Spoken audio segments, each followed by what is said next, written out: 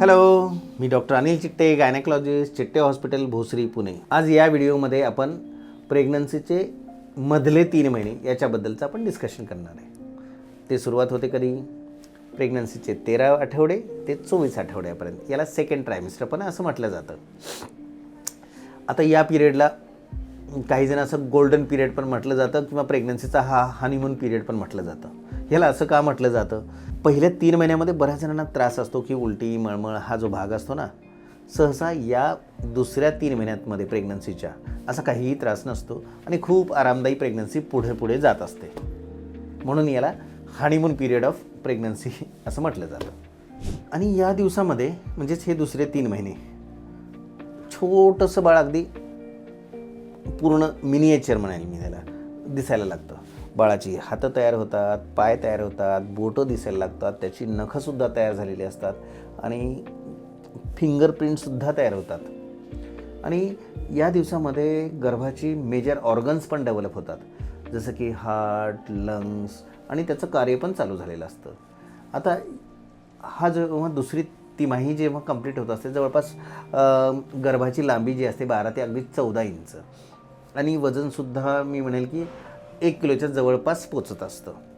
आणि या दिवसामध्ये छोटंसं बाळ अगदी दिसण्यासारखं तयार होत असतं. त्याची हातं तयार होतात, पाय तयार होतात, बोट तयार होतात आणि अगदी बोटावरती अगदी नखंसुद्धा तयार झालेली असतात आणि अगदी काही जणांमध्ये अगदी फिंगरप्रिंटसुद्धा तयार होतात. आणि हे जे दिवस असतात या दिवसामध्ये मेजर ऑर्गन्स तयार होत असतात, हार्ट, लंग्स आणि त्याचं कार्यसुद्धा चालू झालेलं असतं. आणि अगदी काही जणांमध्ये मी म्हणेल की अगदी मिनिएचर बाळ असं सोनोग्राफीमध्ये दिसायला लागतं आणि काही जणांचं बाळ तर अगदी तोंडात अंगठा घातलेलं सुद्धा सोनोग्राफीमध्ये आपण बघू शकतो. फार असं छानसं वाटतं. ह्या गोष्टी पूर्ण बाळ बघण्यासाठी या दिवसामध्ये सोनोग्राफीद्वारे बघायला नक्कीच मिळेल. आता आपण बघणार आहे बाळाची ऐकण्याची क्षमता. पोटात बाळाला ऐकू येतं का? यस. बाळाची ना कानं तयार होतात जवळपास 18 आठवड्याच्या आसपास आणि 22 आठवड्याच्या आसपास बाळ त्या आवाजाला सेन्सिटिव्ह होत असतं आणि 24 आठवड्याच्या आसपास बाळ आवाजाला रेस्पॉन्ड करायला लागतं. आणि आता हे आवाजासोबत बाळ रेस्पॉन्ड करणं वगैरे हे कोणाला कळतं? आईला.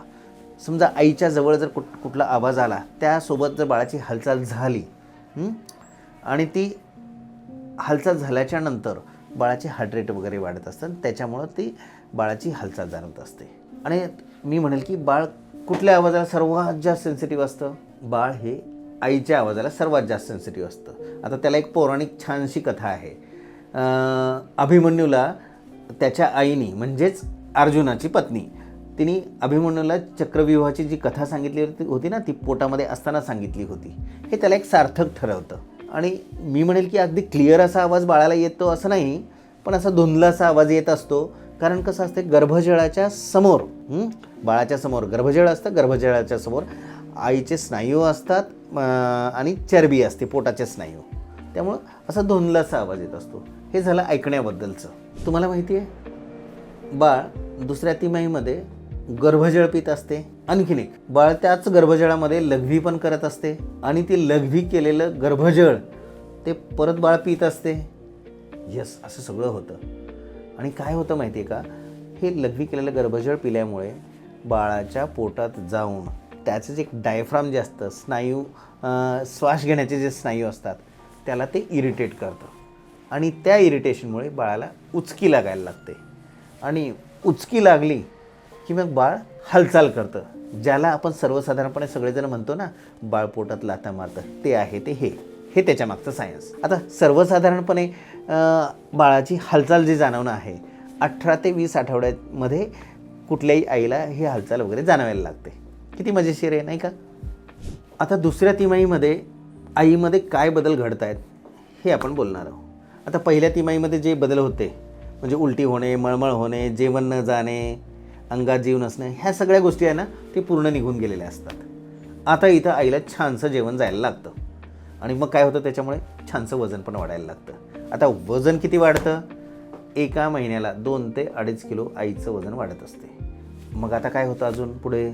मग ते वजन छानसं वाढायला लागलं, त्याच्यामुळे बेबी बंप दिसायला लागते आणि अजून काही स्किनमध्ये चेंजेस व्हायला लागतात. जसे की पहिल्या 3 महिन्यामध्ये असतात तसेच ब्रेस्ट मोठ्या होतात, डार्कनिंग ऑफ ब्रेस्ट होतं, स्किनमध्ये चेंजेस होतात, पिंपल्स यायला लागतात आणि स्किनचा कलर ब्राऊन किंवा अजून डार्क, तो आधी जसा असतो त्याच्यामध्ये अजून डार्कनेस येत असते.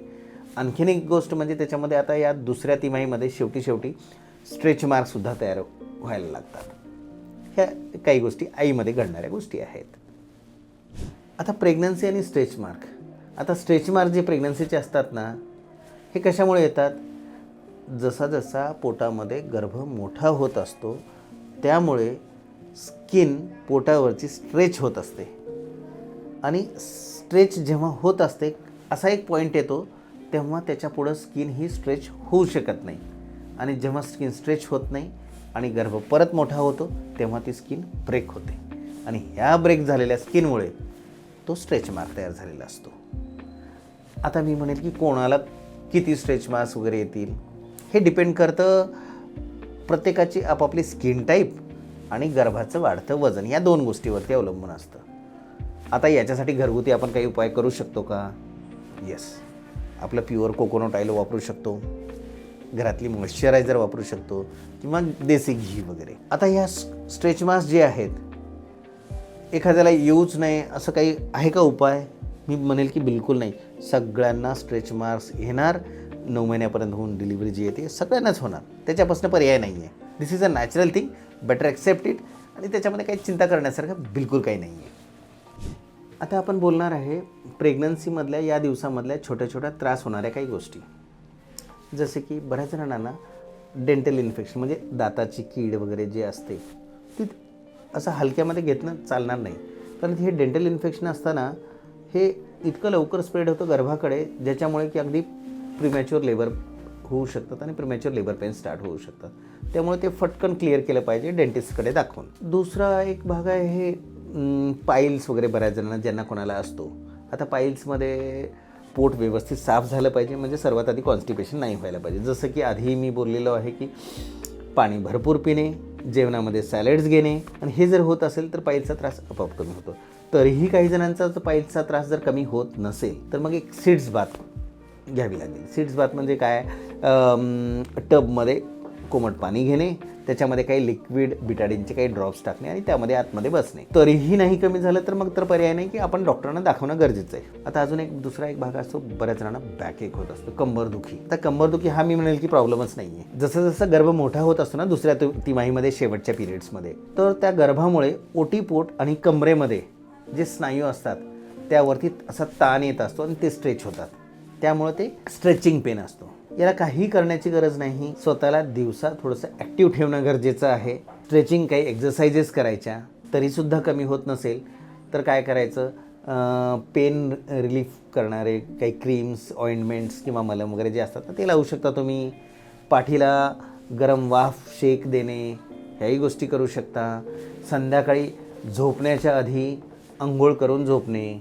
आणि लेग क्रॅम्प्स पण बऱ्याच जणांना होतात, तर संध्याकाळी झोपण्याच्या आधी हलक्या हाताने मसाज करणे पायाचा आणि स्ट्रेच एक्सरसाइजेस, त्यामुळं ते क्रॅम्प्स पण निघून जातील. ही अशी छोटीशी त्रास आहेत, फारसं न चिंता करण्यासारखी दुसऱ्या तिमाहीमध्ये. आणखीन एक भाग असतो दुसऱ्या तिमाहीमध्ये, ओटीपोटामध्ये एकाच बाजूला दुखणे कमरेमध्ये. याला काही फारसं चिंता करण्याची गरज नाही. काय असतं, गर्भपिशवीच्या बाजूला एक राऊंड लिगामेंट्स वगैरे असतात. जेव्हा जसा गर्भ मोठा होतो त्याच्यावरती तो स्ट्रेच येतो, त्यामुळे ते दुखायला लागतं. मग काय करायचं, याला ट्रीटमेंटची सुद्धा गरज नाही. मी म्हणेल की ज्या बाजूला ओटीपोटामध्ये दुखतो त्याच्या विरुद्ध दिशेच्या कुशीवरती होणे म्हणजे त्याच्यावरचा ताण निघून जातो आणि पुढील अगदी 10 सेकंदात दुखायचं कमी होऊन जातं. वेगळं काही करण्याची गरज नाही. आता आणखीन एक कॉमन गोष्ट असते दुसऱ्या तिमाहीमध्ये, बऱ्याच जणांना वाईट डिस्चार्ज वगैरे म्हणतात. आता वाईट डिस्चार्ज हा नॉर्मली प्रेग्नन्सीमध्ये योनी मार्गाची जे ग्रंथी असतात ना त्याच्यामध्ये सेक्रेशन्स वाढलेले असतात, त्यामुळे हा डिस्चार्ज जास्त असतो. ही नॉर्मल गोष्ट आहे. पण या डिस्चार्जमध्ये जर उग्र वास येत असेल, ग्रीनिश कलर येत असेल किंवा दह्यासारखं असेल, यस, मग ते इन्फेक्शन आहे आणि त्याची ट्रीटमेंट करावीच लागेल. आता हा झाला वाईट डिस्चार्जचा भाग. अजून एक भाग असतो युरिन इन्फेक्शन पण होत असतं बऱ्याच जणांना. तर युरिन इन्फेक्शन हे प्रेग्नन्सीमध्ये रुटीनपेक्षा जास्त का होत असतं?